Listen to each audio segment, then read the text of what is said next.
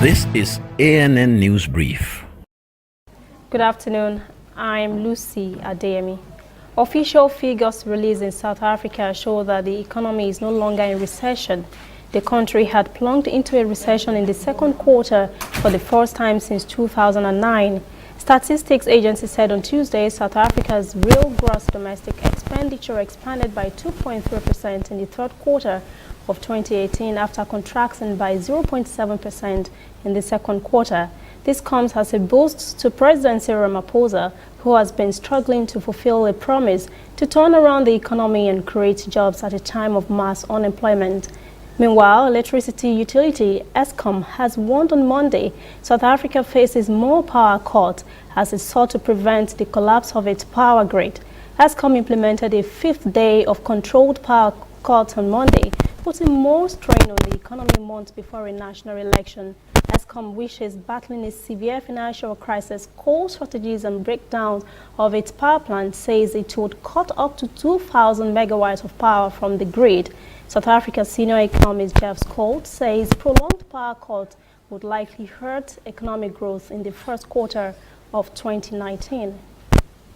Nairobi County Governor has suspended a ban on public minibuses in the city center. We reported earlier today a ban on matatus as a result of what the authorities called congestion. Commuters in Kenya's capital, Nairobi, have now been spared a second day of chaos. Pictures of stranded commuters were shared online on Monday, with many expressing anger at the authorities for the ban. City authorities announced last week that the minibuses known as matatus would have to pick up and drop off passengers at a terminal outside the city's central business district. They said the directive was an attempt to decongest the capital, where more than 20,000 buses operate. Governor Mike Sonko said the plight of commuters had led him to suspend the ban. We'll be back after this message. If you know fit go internet or follow for Twitter, you know fit snap photo send or get it photo send. Now because you dey use Palasa, your phone no dey answer. See me see wahala. My brother, go get smartphone, yeah. Drop that Palasa phone. Phone wey no go for your hand, yeah.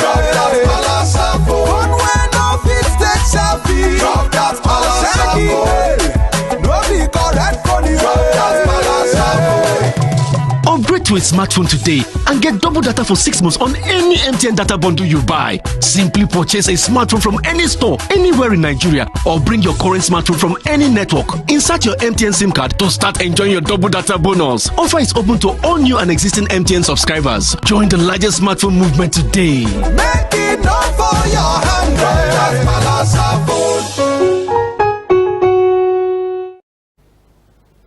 Our senior U.S. official, Tibonage, is on a rare visit to Eritrea. Until recently, the country was internationally isolated under sanctions.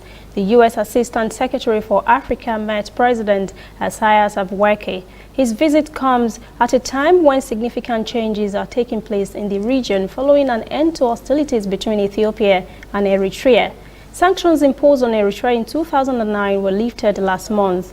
The human rights group Amnesty International has called on Nagy to use the visit to address what it calls Eritrea's dire human rights record. Amnesty wants the U.S. to put pressure on the government to release what it calls prisoners of conscience.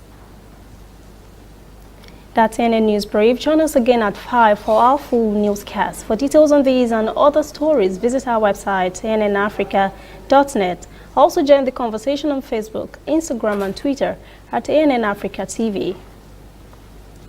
I am Lucy Adeyemi.